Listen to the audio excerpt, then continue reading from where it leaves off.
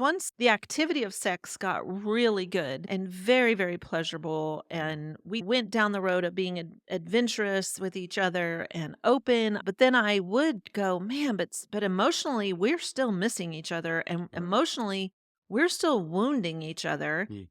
And that affects how I show up in the sexual arena when I'm emotionally wounded.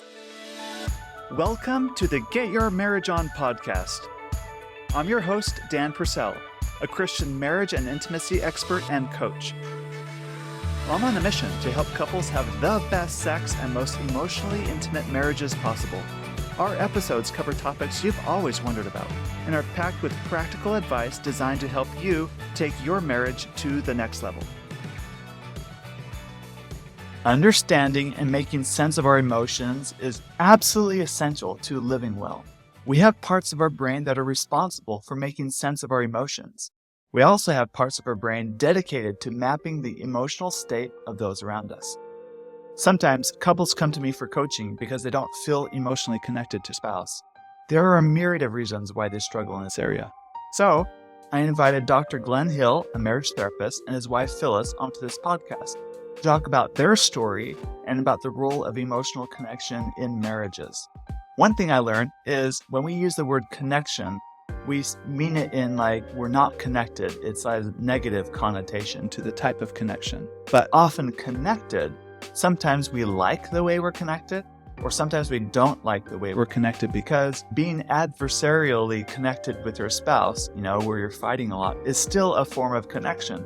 So learning to understand the difference between connection I like and connection I don't like is an important step forward in learning how to communicate emotionally with your spouse a whole lot better. And in this episode, Glen and Phyllis get vulnerable, and they're going to share a practice about how they relate to each other emotionally.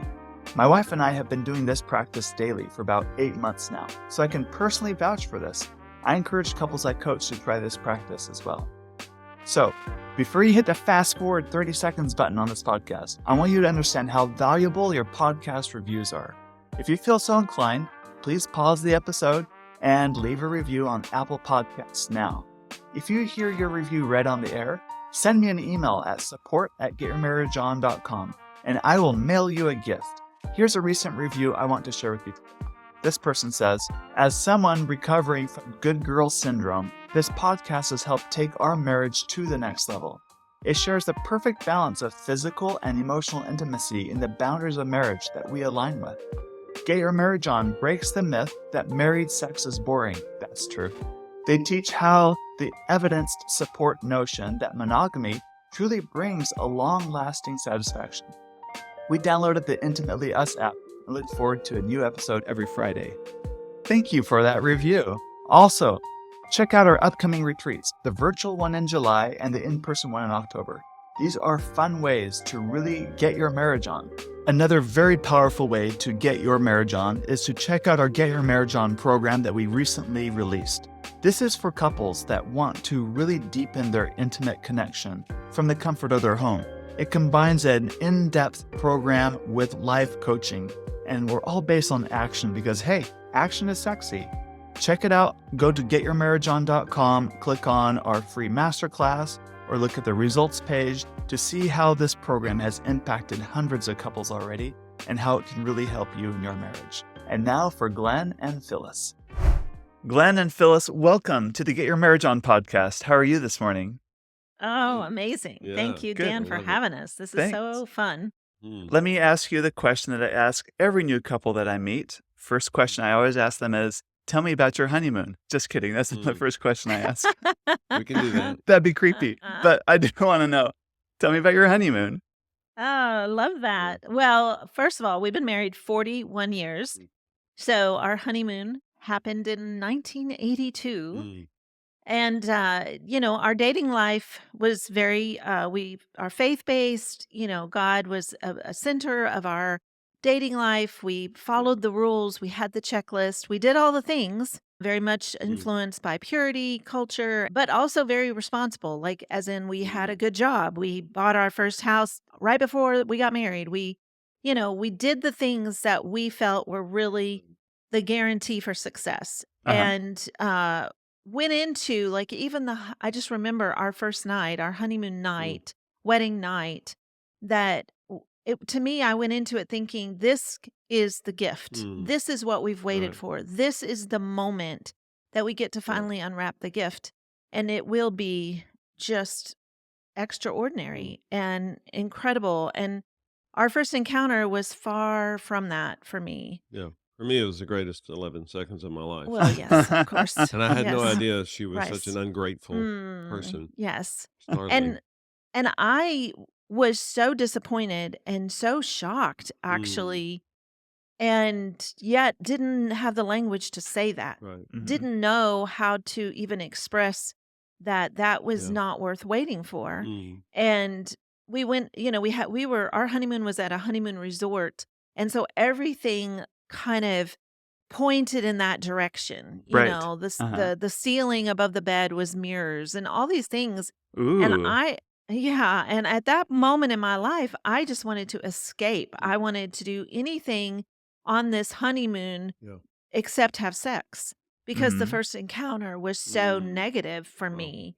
And so, Yeah. again, that those 7 days created a lot of damage. Mm, For Glenn, he was confused, he was hurt.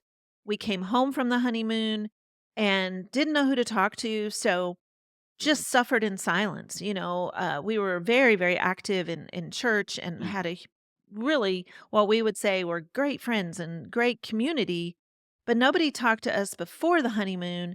And so we didn't know that you were even allowed to talk about it. yeah. And so it took so long to figure out. Matter of fact, Mm, eventually I just we determined that I was just broken and that was the problem. And so we were just going to suffer through it. mm, And, it was like, yes, of course we're supposed to have sex because that's what you do in marriage. mm, And yet it was duty. It was just my duty right. to show up in that Yeah. space, not for pleasure, not for connection, but just because that's your duty.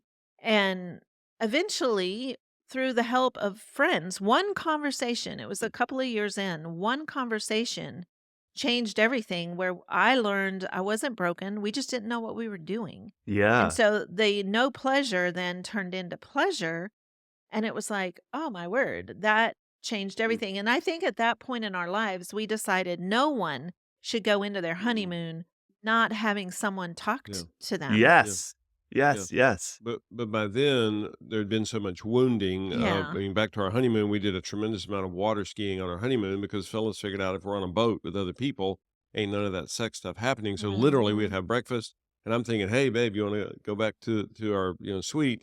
And she's like, "Oh, let's go ski a while." So we'd literally ski all day, Mhm. have dinner, and then I'd be like, "Okay, now," and Phyllis would be like, "I'm exhausted." And I was like, "Well, if you didn't water ski so dang much all day, you wouldn't be Mhm. exhausted." I didn't tell her that. But so it was incredibly hurtful for me. And so we had set up that pattern. And again, it was Right. painful both physically and emotionally for her.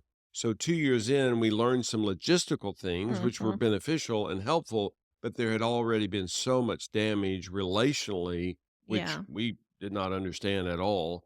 And so, really, we were 20 plus years in before we started unraveling all that and figuring out what had happened for us. Well, and part of it too, Dan, is that once I realized that I wasn't broken Mm, and that sex could be fun, and we started saying we should be talking about this mm, amongst our right. Christian friends, Yeah. among other couples that are engaged, that are Mm, getting married. Well, then it just opened up this huge kind of platform where people were like, "Oh my word, you're willing to talk about this?" Well, then it yeah. kind of went to, "Well, we should get really good at this if we're going to talk about this." And I think that for me, especially with other women, I realized, wow, we are in a box. We are in a very small Right. box where we are not allowed to do most things. So we better obey the rules in the box. And then Mhm. we just got really curious, like, who created the box? Who made the rules? And so as we began talking about it, and especially we were just, before we knew it, we were asked to Mm, talk about it in a lot of places. And maybe I was more than you because women were willing to talk mhm, about it. mhm. And Right. but that's, kind of that, we went down the road of, let's get really good. And so I would say our sexual activity was really good. And so to us, it was if Mm, you have great sex, you're going to have a phenomenal marriage and you're never going to have conflict or fights. And so that's, I think, where you're going with that. Like 20 years in, we realized, wait, we're still fighting right. and our conflicts last for days. Mm, So something is still off here. We're missing each other somewhere in all of this. mm, Because once we figured out the sex piece, we thought we would be right. perfect in our Yeah, relationship. yeah, and that was not the case at all, which led us to where we are today. At one point in the 2000s, Phyllis said, "Babe, as hard as you work, we should be rich, and we're not rich, so you got to do something different." And she said, "You have to quit working." And I'm like, "You must not understand economics, because if I quit working, we'll be even less rich." She said, "No, no, no, I'll take care of the money side." And she built a business, which was phenomenal. That's a whole other story, which is just amazing that she had the courage to do that. That's a lot. And so I went back to school and I was like, I have to figure this out. How is it possible that this young couple, 24 hours before their wedding, were excited about happily ever after? 48 hours after their wedding, they were wrecked and Mhm. overwhelmed and didn't have a clue what had just happened, didn't have the tools to process it through together, had no relationships to be able to process it at all, and that continued for over 2 decades. And we're sitting there going, "This can't be. There's no we did not marry as a practical joke. We did not Mhm. marry, Yeah. just because we like to suffer." And especially being faith-based, we're like, "Wait, who designed this horrible setup? Whose idea was this? Oh, we believe in God. We believe God established it." Well, what a crappy prankster he turned out to be, that he set us up Mm. because we believed that this was going to be good. We got scammed because this is not good. And again, our sexual interaction had gotten better, but we still had no idea how to actually connect relationally. And so that began the quest, where I went back to school, studied. And then because she was working and providing income, I was able to devote that time to it. I began researching just the human condition, the human experience. What causes these young couples? I've never been to the wedding where part of the vows is, we'll be madly in love for maybe 6 months, 2 years, whatever, and then we'll dissipate into some level of blahness. I've never heard those Mhm. marriage vows. Never, not one time. I go to a lot of weddings. So I thought, how can this be? All these couples are thinking this is going to be amazing, and then it's not. And, the Mhm. statistics are ridiculous as far as how unsuccessful marriage is, certainly in our culture, but most cultures around the world. So my quest was to figure out what causes humans to disconnect relationally. I discovered that scientifically, just what happens. And just so you know, I'm the educated one. Phyllis is the smart one. She's the one that actually figures out what matters. I come up with all the theories. So when I presented that to her, and I remember the day I came home, I'm like, "Babe, I think I found it. I think I figured out what causes people to disconnect." And she's like, "Well, yeah, but people would rather know what causes people to connect." And I was like, "Oh, yeah, I didn't think about that." So she said, "What if you reverse that? What if you flip it? Is that what causes connection?" And it is. So as usual, she was correct. And now we know how to get people to connect deeply relationally, which is what we now call the connection codes. And it's called codes because we're coded for this. We're actually born this way. This isn't a foreign language that you have to learn. It's actually the language of your birth that you've forgotten. If we told people, look, if you'll learn fluent Latin, you can connect deeply in your relationship. Well, they could learn it. I mean, people Mhm. speak Latin, but gracious, really? How long is that going to take me? A year, 2 years, 3 years? But this is actually already inside you. We just have to reactivate it, which is pretty amazing. So when you went back to school, Glenn, what did you study?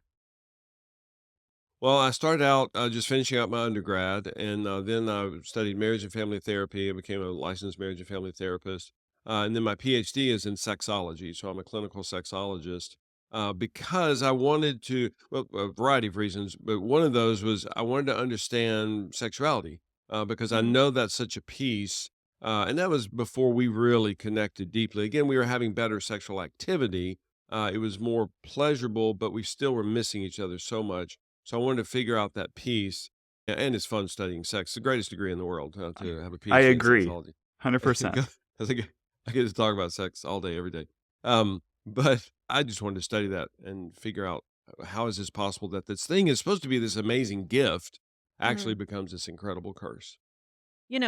Part of just our story, because once the activity of sex got really good and very, very pleasurable, and we kind of figured out the box. We Mm, were like, you know what? We weren't supposed to have a box. So let's be adventuresome. mm, And went down the road of being adventurous with each other and open. I wanted to be that person for Glenn, mm, and it was wonderful. But then I would go, man, but emotionally, we're still missing each other, and right. emotionally, we're still wounding each other, Mm, and that affects how I show up in the sexual arena when I'm emotionally wounded. So then I had at that moment, like, do I disassociate and mm. just show up Wow. in the sexual arena, or do I learn to connect to the emotion of Yeah. what I'm feeling? And that is a huge shift that we went into, and a story that we often tell, we call it the dishwasher story. Um and this is what happened with us over and over and over. I would come into the kitchen to start dinner and think, "Oh, I need to still unload the dishwasher so that I can load it after we're done eating." And I would open it and find that it was already unloaded. And so Glenn would kind of come through the room on his way to somewhere else, and I would say, "Hey, babe, thanks for unloading the dishwasher." Mm, And then he would say something really snarky back. Well, it's not like it's the only thing I've done today. And right there, we would just hit a wall with each other. And I would be like, you could just say you're welcome. mm. And, this happened over and over. Yeah. And eventually, when I would say, "Thank you for unloading the dishwasher," and he responded with a snarky response, I would just turn away from him. Mm, I stopped even responding to that. yeah. And one day, we were probably 20 years into our marriage, and that same scenario Mm, happened. And when he said it, I turned to him, mm, and I came over, and I remember it. I remember the house we were living in at that moment. I remember turning from the sink, and I touched him, and mm, I said, "Babe, what do you hear me say when I say mm. thank you for unloading the Mm, dishwasher?" yeah, yeah, and when that was actually the follow-up question, because first she said, "What happens for you whenever I say that?" Mhm. Mhm. And I said, "What do you mean?" And she said, well, what do you hear me say whenever I say that?" And I said, "I hear you say what you said." And I didn't say the B word, but I thought it. And, Uh-huh. she That's said, a "Yeah, yeah, good yeah." question, And by at the any way, that point Phyllis asked. That's really insightful. right, oh, Mhm. Mhm. yes, it's amazing. What So, do well, you that hear me shifted say when I say right, yeah. blank? Uh-huh. Yeah, yeah, Mhm. and, but again, by that point, I'm already lit up, and I'm like, "I hear you say what you said." And she said and she could have turned away from me at any point and be like, "You're ridiculous," rolled her eyes and walked out of the room, and she didn't. She stayed in it, which takes incredible courage. Mhm. She stayed in it, and she said, "Yeah, but tell me the message that you hear." Well, I was living with the person that I viewed as one of the most productive people on the planet. That's how I experienced her. She's perpetual motion. Everybody wants her on their projects and tasks and missions because she'll get stuff done. I'm fun to have around, but I don't get nearly as much stuff done as her. So when she would say thanks for loading the dishwasher, I'm hearing her insult me. I'm hearing her Mhm. go, "Whoa, everybody, it's amazing. Glenn did something useful for a change." He's usually this lazy sluggard that sits in the corner, just eating candy. But well, let's have a celebration because he did Mhm. something useful for a change. None of that had anything to do with Phyllis. That was all about what was happening inside of me. And she slowed this couple down to find out what was happening for Mhm. me. And I was able to tell her. And it's something that we call the ooh. She gave me the first ooh of our relationship. She said, "Oh, that's what makes you Mm. respond the way you respond.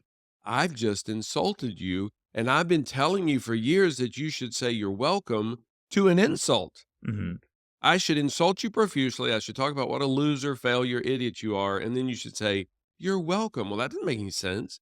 Of course, she had no idea for only 20 years that that's what was happening for me. And I had no words, no tools to tell her that's what was happening for Were you me. just missing And each now, other, or was there any truth to any of oh, that, yeah. Phyllis? Was there a little bit of a spirit of contempt in your praise for unloading the dishwasher? In that actual sentence, "Thanks for unloading the dishwasher," it was completely joy motivated, just pure appreciation. I was aware that I got more done than he did. I was aware that But I felt like we had a great partnership Mm, because he was the people person. He was the one who tuned into the kids. He would sit and talk to them for hours. I can't sit that long. Our dinner table and our sink it was all open. So I always was the one that got up first from the dinner table and just started cleaning the kitchen while he Mm. talked with the kids and they talked to their dad. And I would hear the engagement and love it, but I couldn't I would for me to sit that long after dinner, it's like Mm. I was just that was not a joy for me. That was not even in my universe. Like I couldn't get there. For Mhm. me, it's like, oh, this means I'll stay up till 11 p.m. Mm. because of this, this, and this, and this that has to be done before I go to bed. And so I just appreciated our partnership. Like for Mm. me, I loved it wasn't until probably in the more recent years, our kids are all grown, married, we have 12 grandchildren, that I realized I missed out on a lot Mm. because I was the task oriented one. I missed out on those talks at the Mm. dinner table. I missed out on connecting emotionally with our kids. And so but in the moment, when he did like unload the dishwasher, I really did appreciate. And so my thank yous were really genuine. And I was so confused how his response was Right. not, he didn't receive it as Yeah. just genuine. Yeah. Yeah, and we had that excuse me, that sort of pattern Mhm. literally thousands of times. Mhm. Yeah. And we now know from research came out probably about 20 years ago, that the brain doesn't distinguish physical pain from emotional pain. And so what's happening in an interaction like that is the person literally has been stabbed as far as what the brain knows. Now the body doesn't know that, but the brain is experiencing that Phyllis just jabbed Glenn in the shoulder with an ice pick. And and again, this had nothing to do with Phyllis, but this is what Glenn's experiencing. This is what his brain is recognizing. It's emotional pain, it's hurt, and I feel stabbed. Well, that's gonna be tough for me to wanna have connecting conversation in 10 minutes because I still have an ice pick in my shoulder and I'm bleeding.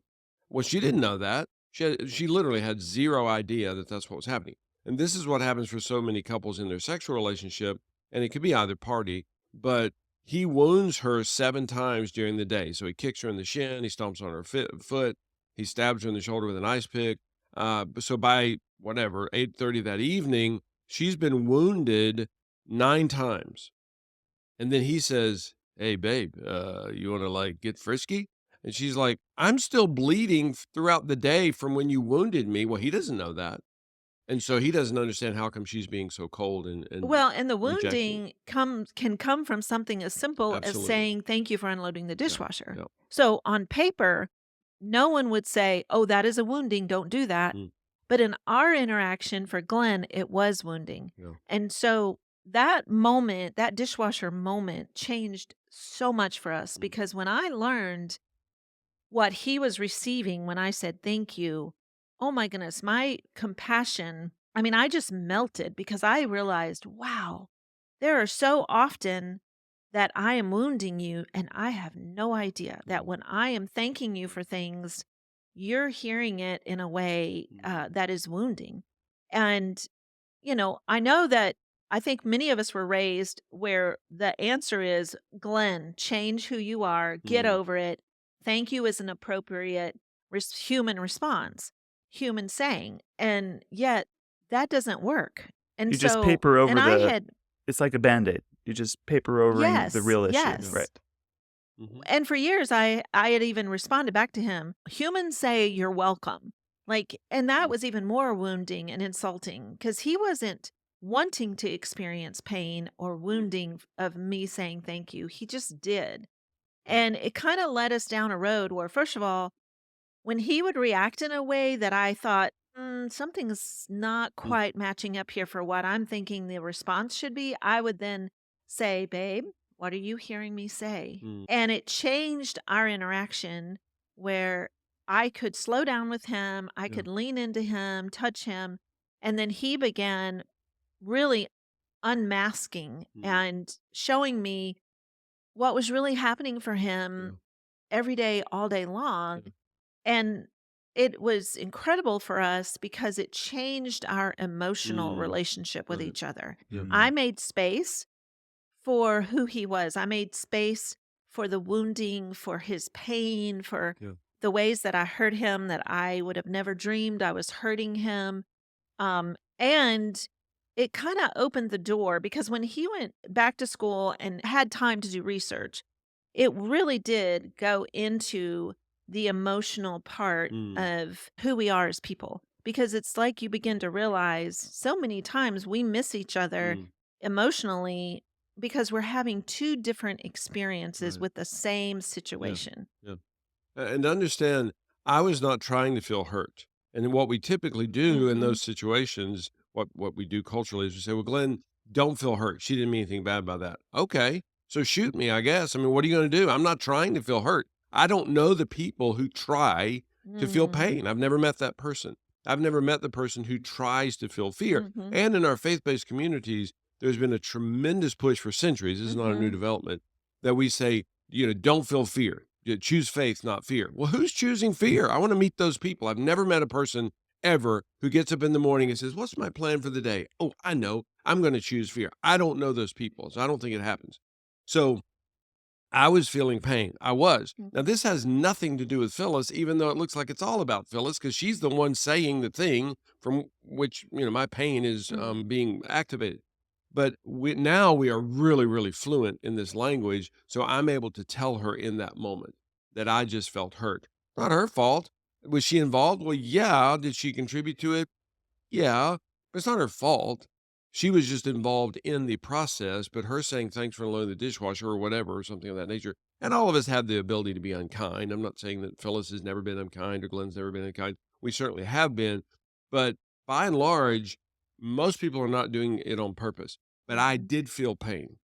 And you can tell me to stop it, and you can tell me to shut up about it, or you can be what we call the ooh. You can ooh me, be present with me, and help me process that pain. What is stunning to us now Mhm. is our tense moments virtually never go more than 30 seconds. That blows my mind because I remember Mhm. 20 years of not 30-second pain, 3 hours, 3 days, literally 3 weeks. That was our specialty, was the 3-week disconnect, The and we're Mhm. Cold drowning in War. pain. Uh-huh. Yeah, well, yeah, we're drowning in pain for 3 weeks, and our disconnects just overlapped. We didn't even know when one ended and the next one began because we were virtually always disconnected. And now we disconnect usually 3 or 4 times a year. We used to disconnect 3 or 4 times before breakfast, and it blows my mind that this is even possible. I would Mhm. not have thought that it was not that many years ago, and now I just marvel at this. And this is the reason we're passionate about the connection because we see what's happening in our own life and people, tens of thousands of people around the world, and we're like, wow, we got to propagate this because this is working. Before you tell me about the connection codes themselves, I want to fast forward your story from the dishwasher moment. I think it's fast forward a few years. Phyllis, you lost a parent, I think.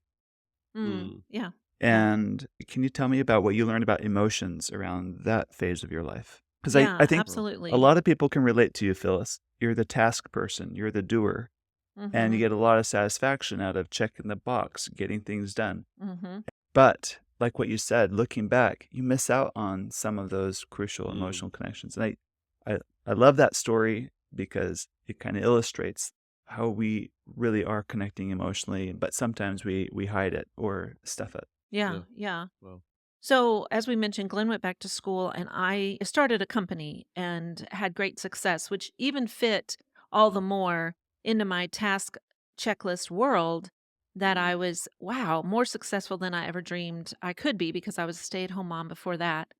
And around my 50th birthday, my mom, who was one of my closest friends, talked to her every day on the phone. mm, She was dying of cancer. And it's like that's the moment that my world started to unravel. mm, And I could no longer handle all the responsibilities of my company and what was happening with my mom. mm, And Glenn was doing a ton of research at that time. mm, And he would come home and see that I was just really out of kilter. mm, And it was during this time that I kind of turned a corner in my life where I could no longer spin all the plates that I had been spinning so well for decades. And they started to fall one by one. And one of them was just my health. I had at that point been a great sleeper, very healthy person, loved exercise, loved all the things. And all of a sudden, my body stopped cooperating and I stopped sleeping, which was terrifying. And you can't do that for many days. You go crazy. mm, And so he was watching this and began to talk to me about just emotions And I just remember, like, looking at him like, "I don't do emotions. You're the emotional one. You Yeah. have enough emotion for both of us. I opt out, remember?" And again, at this point, we've been married a long time, Mm. almost 30 years. And of course, he was learning that we all have a region in our Mm. brain that houses emotion. You can't opt out. They're firing all day long. And if Mm. you don't acknowledge them, you don't learn to process them, you don't learn to recognize them, then your body is storing them. And eventually, your body can't store anymore. So, this sadness that I was feeling with my mom, I remember even saying to him, "I don't have time to be sad." Because I thought if you slow down with sad, Mm. you go into depression, you go into, an inability to even get out of bed. That's how I thought that if you acknowledge sad, Yeah. that Uh-huh. that would happen. Or cry. Like, I was like, I can't cry. Mm. I Right. can't cry about my mom because I don't have time to be sad or to Yeah, cry. in that same year that her mom is passing away, her business quadrupled, which is a dream, a business Mhm. owner's dream. It's like, whoa, the business quadrupled. But that combination of things That stress. pushed Phyllis to the brink, Mhm. and she didn't know what to do. And I remember the day that I said to her, just talked about emotions. Again, I was just researching all this, learning it. I didn't know all this, that every human experiences emotion because I was married to someone who insisted that she did not and maybe never had. We don't know for sure. So she would say, "I don't have time to be sad." And it dawned on me one day, I said, "Babe, I'm not trying to get you to be sad. Uh-huh. Mhm. You Mhm. are sad. You're Mhm. already sad. So I'm not trying to introduce this as a Uh-huh. daily goal. This is already happening to you. You're not choosing sad. Uh-huh. This is there." But it's a willingness to feel what you feel, right? That's Right. Yeah, but we've been told culturally not to do that. We've been right. told that you choose your emotions. You need to control your emotions. There's not a human on the planet that can control their emotions. You can control your behavior, which is after the emotion, and maybe 2 seconds after the emotion, but no one can control their emotions. And so when she started getting that, she was startled by it and Mhm. argued. She was a very difficult case study Uh-huh. because she was like, "Nope, nope, not me, not me. You can do all of your research, all your school stuff with those other people, not me." And of course, this is my partner, so I'm thinking, well, you're a human too, and that was just such an amazing, and it wasn't easy. I mean, it wasn't easy for her, it wasn't easy for us. That Mhm. she began realizing, oh, I'm just a human, and Mhm. I am experiencing what I'm experiencing. And I need to learn how to process that. I need to learn how to relax into myself and my own experience. Mhm. Great. Yeah. And, part of it for me, once I understood that my brain housed emotion, Mm, the scientific fact of that, and the fact that that meant God created me to have a brain that houses emotion, that blew my mind. yeah. At 50 years old, I'm like, why did no one ever tell me this? Yeah. Why is this not being taught and preached every Sunday morning? Every Bible study ever. Why is this not known? Even in science, all the science classes I took when I was in school, Mm, no one ever said, "Hey, this is your brain. yeah. You have emotion." So, it for me it was an overnight, okay, if my brain houses emotion, oh my word. I've been saying and believing with all my heart, I don't do emotion, and that is fine. That's a better way. It's a better way to get tasks done. Emotion just trips you up. Emotion Mm, slows you down. Emotion messes you up. That was my proof. I mean, I'm like, look how successful I am. right. It's because I don't do emotion. And so when I finally learned that actually you have Mm, it, then I'm like, how in the heck do I find it? Because I right. don't know that I'm feeling sad. I don't know that I have fear. Like, I think I don't have any emotion. Mm, And so for me, it's been quite the journey. mm, Let me tell you, 10 years, I'm now 61, 10 years of, oh, what am I feeling? mm, What is happening with me right. right now? And it's been such a journey of untangling Mm, myself yeah. from what I've had fear of just experiencing emotion. Like Mm, I'm like, "Ooh, just last year, big year for me, anger." I'm like, "Wow, core level anger? No." I learned as a kid, you do not have anger. You mm, just hide from it. It's scary. Anger is scary and it's wrong. Anger Uh-huh. is wrong. Uh-huh. And so to go, wait, there's a part of my brain that's firing anger, and if I don't tune in, then I'm storing it, and that tears my body down. Mm. So I gotta acknowledge it, I gotta find it, I gotta Yeah. talk about it, Yeah. and that's been a huge, huge shift for me for sure. Right, and part of the research, what we realized the significance of this, the limbic system is the central command center for emotions. Emotions occur throughout the body, but the Uh-huh. limbic system is the command center in the brain. The limbic system engages before the cortexes. The Uh-huh. cortexes are where the executive functions of the brain happen, thought, reason, logic, etc. And what we're doing is telling people to be logical, to be reasonable, to be When you can't. sensible, to Mhm. think to think better. And the equivalent is I take Dan into a room and I say, dude, read this. There's a eye chart on the opposite wall. Read that. And he can't read it. And I'm Uh-huh. like, dude, try harder. And then we realize the room is filled with smoke. Uh-huh. And it does not matter how hard Dan tries. He cannot read that eye chart. And I'm like, what's the matter with you? I thought you were literate. You don't even know your alphabet. And Dan's like, I can't read the eye chart. Well, the reason you can't read is not because you're an idiot. You can't read it because the room is filled with smoke. And until we clear that room out of the smoke, you will never be able to read that. And I keep saying, try harder, try harder, try harder. And Dan's like, well, I can't read it. So Right. that's what's happening in the brain. The limbic system is flooded. The Mhm. cortexes will not engage, certainly not effectively. And now you're a dumber version of yourself. Not because you're dumb, it's because you're human. And that happens for Mhm. every human on the planet. Which is a great cue for one of my favorite phrases I say on this podcast, and it's to calm the heck down, Mm, right? You gotta calm your limbic system down. You gotta clear the smoke, as you're saying. And that's a skill we can learn. And that's what you were doing, Phyllis. right. Most people don't know how to do that. Right. Yeah. Yeah. Yeah, and one of the tools that we teach with the connection codes is what we call the core emotion wheel. Mm. And kind of where that came from is for me, I just needed something simple where I could learn how to tune in to me, but it couldn't take a lot of time. Number 1, Mhm. I didn't have time. I'd bring Number home like a 195-page report. I'm like, Yeah, babe, no, you got to no. read this. It's so interesting. She's like, Uh-uh. really? Give me the Like cliff notes of the cliff notes. Yeah, and so I'm like, I'm not gonna read anything, and Yeah. I'm not gonna do a course, and I won't even read a book, nonetheless, a report or anything else.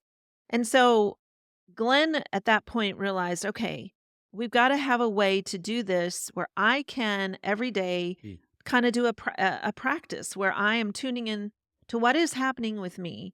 And so we would love to show that to your Yes. audience by just doing it, by demonstrating how this works. And, we will give you, I think you'll put it in your show notes. We want all of your people to have it for free, and there's rules that you can read when you download it. There's a video that you can see how to use it, but it was life changing Yeah. for me. Yeah. And 10 years in, I am still using the Mhm. same tool. People all over the world are using it because 8 words, you can grasp 8 words, and And it it's the can human condition. It just yeah. is. That's the way it is. And it can be translated into any Right. language. It just Yep. communicates beautifully cross-culturally. Yeah. So we would love, if this is a good time to do it, Dan, we would love to That'd do be the core great. motion wheel. And for those of you watching this on YouTube, yeah, show it, hold it up. And those of you just listening, you can download this wheel. Great. It looks like a wheel, looks like a pie split into 8 pieces, and it's color coded. So let's review. What are the 8 areas? Well, the 5 regions are Uh-huh. anger, fear, pain, pleasure, and disgust. We divide disgust into 2, guilt and shame, because they look identical on a brain scan, but they appear very differently with facial expression and body language. And then pain, we delineate because they look so different on a brain scan. Hurt, sad, and lonely. And you think about the experience of that, hurt feels very different than lonely. If you feel wounded, if you feel hurt by your wife, that feels a little bit different than lonely. You may also experience loneliness, but it feels different and it actually looks different on a brain scan. So that's how we come up with the 8 instead of just the 5 regions. And then this is a part of what we call, you can do an issue specific core emotion wheel, Yeah. or you can just do what is the other is just general. So an issue specific is like you go, oh, wow, that situation last night. Mm, Can we just do the wheel about it? But sometimes you start general and you realize, wow, mm, it became mhm. super specific Right. because I really have emotion around a lot of Yep. that. So, do you want me to go first? Yeah. So we're going to do it on sex? Oh, that's always a great Okay. topic. Yeah. And just we didn't say this before, but this is a 2-minute per person exercise. And that's really, really important Right. because if it's longer than that, you lose each other. Mm, All right, so I'm going to do it on sex. mm. You wanna do Yeah, nonsense, yeah. that's great. Cool. Okay, I'm gonna go right to hurt. I Mm, felt some hurt last night mm, when, you kinda spiraled on right. our sex date. Yeah. Felt some sad that it Mm. happened, and I felt the energy coming towards me that almost like it was my Oh, fault. wow.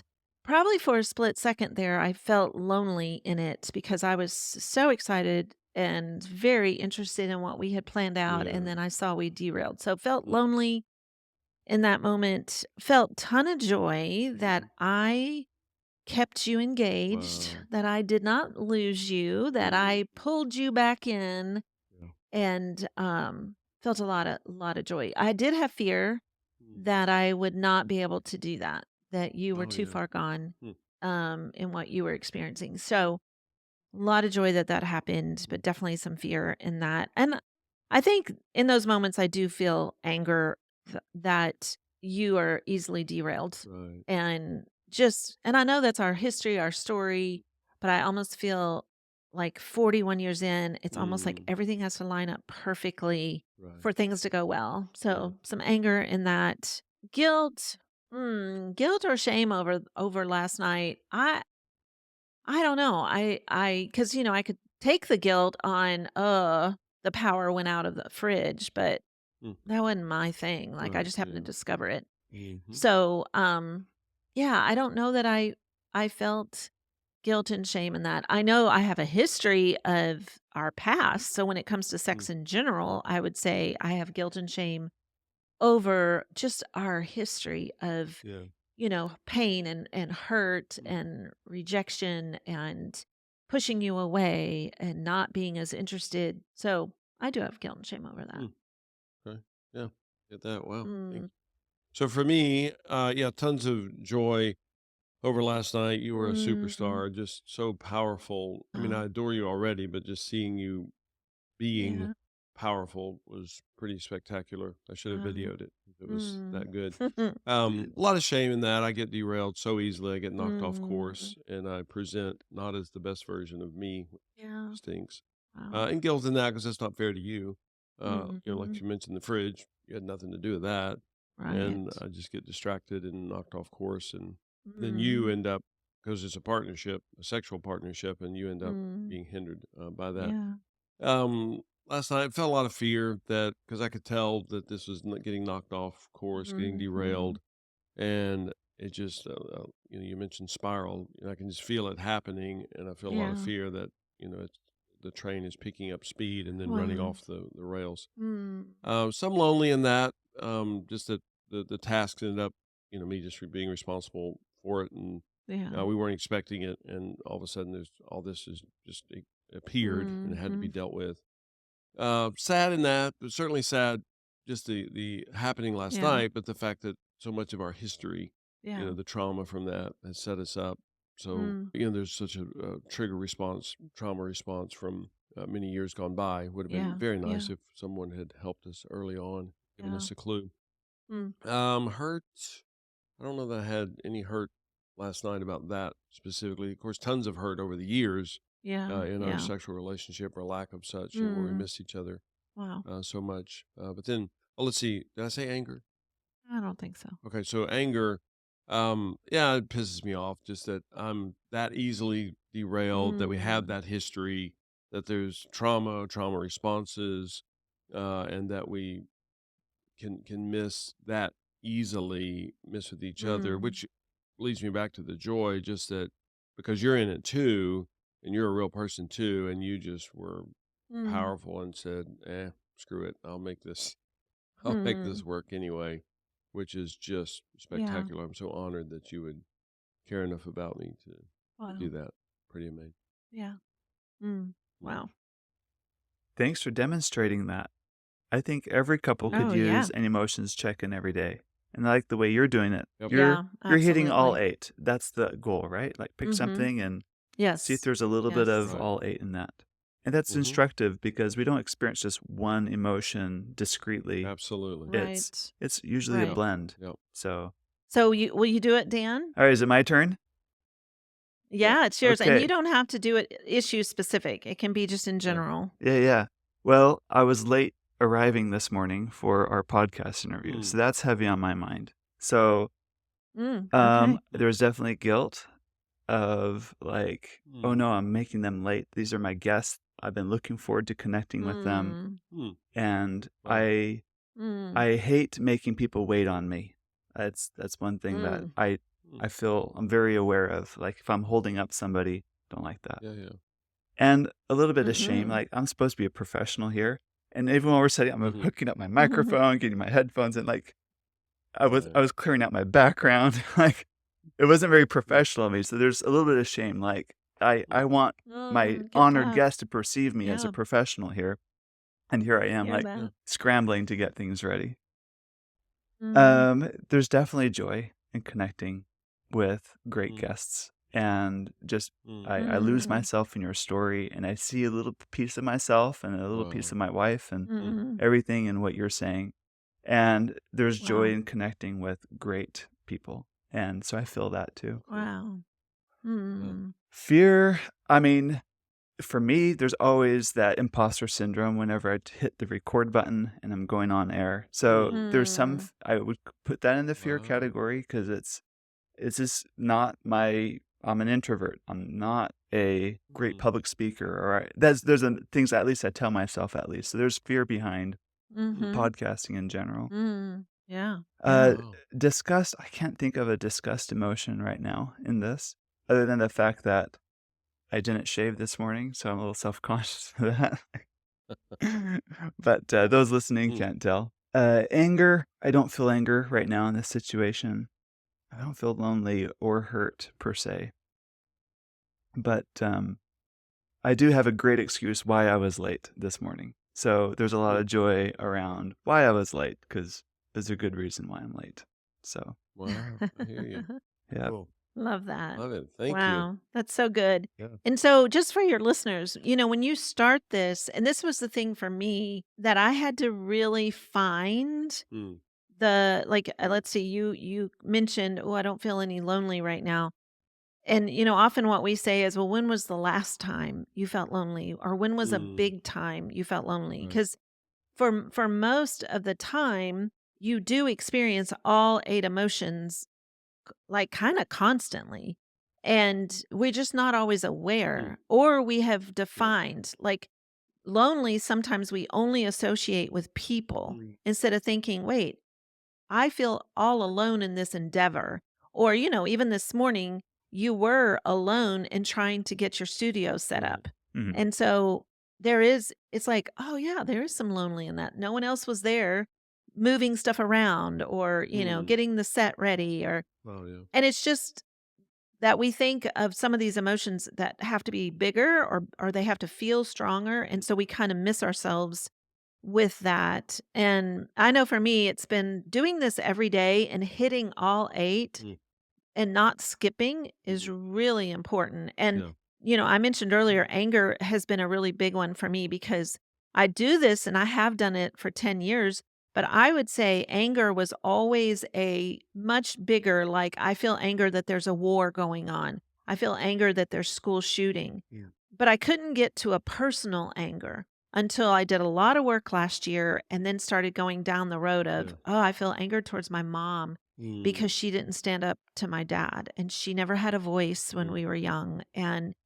And I'm like, oh, I'm not even comfortable in that because I mm, adored my mom so much. And I'm just so shocked that my anger last year, like starting that journey took me back to anger towards my mom. But it's been really a great journey and my body has responded really well. Like, oh, I am actually feeling better and I can tell that this is releasing this out of my body that I've yeah. been storing it for a very long Yeah. time. Yeah, and the vast majority of people don't remember the language. They knew it when they were babies. Everybody did. True. Every baby Yeah. on the planet does. And then we forgot it, and we don't even Mhm. recognize that. Oh, if you'd asked me 30 years ago, Glenn, how often do you feel shame? I would have said never because I was swimming in Mm. it. I was drowning in it. So, does a fish know that it's wet? I don't know. I've never interviewed a fish, but probably not. So now I get hit with shame, maybe as much as I did 30 years ago. The difference is I process it in 10 seconds. I Mhm. process it in 12, 15 seconds because I've done the wheel so many times. I know how to do that. I mean, we've literally done the wheel thousands of times. And so we have relearned that language. We now are fluent in that language, and I can recognize it in the moment, the second that it happens, and I can process it immediately. Mhm. So good. As we conclude, let's tie this back to developing a great sexual relationship, because that's something we talk about a lot on this podcast. So Yeah. I'm going to ask Mhm. it Yeah. this way. Let's say you're a couple, you've downloaded the Core Emotions wheel Hmm. that Yeah. we're going Yeah. to Yeah. link to in the show notes. They're checking in with each other better. It's like a meditation, right? It's something that you do over and over, and you become more sensitive to your Right. internal emotional world. You're getting better at that. Hmm.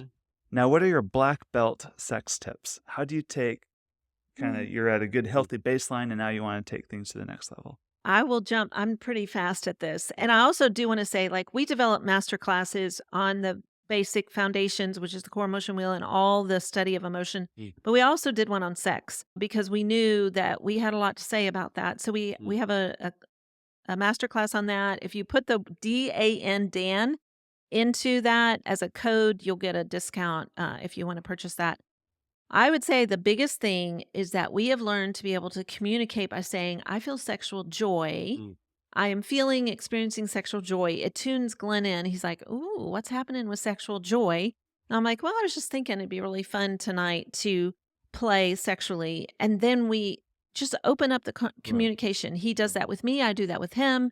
We say things like, oh, I'm feeling sexually lonely, and that's no accusation, it's just an experience. I'm experiencing Yeah. sexual loneliness, and Glenn will be like, "Oh, babe, what's happening with that?" And I'm like, Mm. "Well, I feel like we've just done too many quickies lately, Mm. and I have more fun when it's longer and there's real time for Yeah. play and pleasure." Yeah. And then he just hears me. I'm not pointing a finger, I'm not yelling at him, I'm not giving him the cold shoulder. It's a powerful way to communicate sexual joy and sexual loneliness. And that openness, I think, has drawn us together, where Mhm. in the past it would be more of, well, we haven't done it lately because you've been too busy. Mm. And that just sounds like such an accusation Mm. instead of saying, man, I'm just feeling sexually lonely. And to be able to go, "Oh, what's happening with that?" And Yeah. showing up in that space is Yeah. so huge. Yeah, we now realize, again, just scientifically, dynamic sexual connection is built on top of deep emotional connection. Mhm. That's the reason our foundations course is called Foundations, because we're building life on top of that, which again is how we're coded from birth. We're hardwired that way. Every 12-month-old on the planet conveys authentically at the core, vulnerably all the time. Well, there's no birthday where that's supposed to change. We don't say, Mhm. Happy birthday, Dan, you're 8. Now shut up. We don't want to hear from you anymore emotionally. That doesn't make any sense. But we Mhm. do that culturally, where Dan got Mhm. all these messages, especially as a man in this culture, that, well, men don't cry. They're just self contained. They're an island, they're a rock. And so then Dan and Glenn and women get the message as well, to stop experiencing what you're experiencing and to shut up about it. That's Mhm. really good. And I think just sexually, for me, sexually, to be able to even know that I am safe to say, "Oh, I felt really pain," Yeah. or "I felt really hurt last night when you spiraled and it kind Mm. of affected our whole sex date." Yep. And Yep. that he can make space for that. He can hear it. He can say, "Yeah, wow, I feel some guilt about that." Yeah. But it doesn't we're not in conflict, and it doesn't ruin us for days. Right. It's actually draws us closer together, and that is, to me, the incredible God piece in it that doesn't even make sense, that we can share the pain that we're experiencing with each other, and it brings us closer together. Mm. And I know that's not how we functioned Mm. early on in marriage. Yep. Everything was a fight. And I'm right or you're right. One of us has to be right.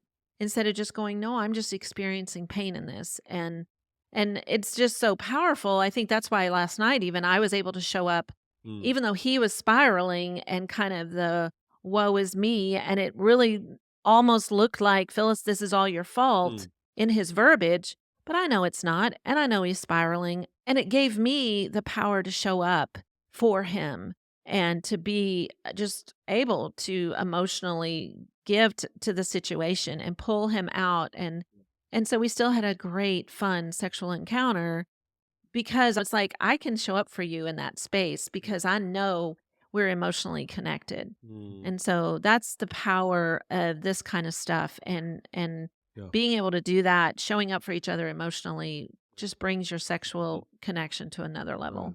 That's really good. Mm. Great. Where can people go to find more about what you do Mm. and things like that? Yeah, I appreciate that. So our website is connectioncodes.co. All this information is there. Glenn has a private practice. So if you're stuck and you're like, oh my word, need to talk to them more, I would encourage you to book a session. That's on our website. We have a podcast as well. We talk about all this stuff, including like we go all over from sex to just emotional connection to kids. Like, how does this play out in the real world? So we love that.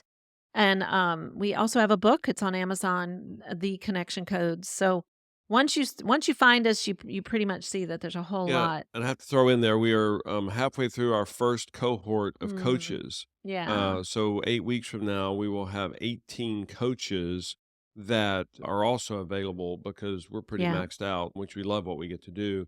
But now we're gonna multiply this, which is just we're psyched out of our minds about that. Mhm. Tons of Yeah, joy. Yeah. yeah. Very good. Congratulations. Excellent. Yeah, All right. excited. Thank you. This has been fantastic. I Thank love you, it. Dan. Thank you. Thank you for watching this video. Don't forget to subscribe, like, or even comment below, and go see what other wonderful videos we have that will help you strengthen your marriage intimately.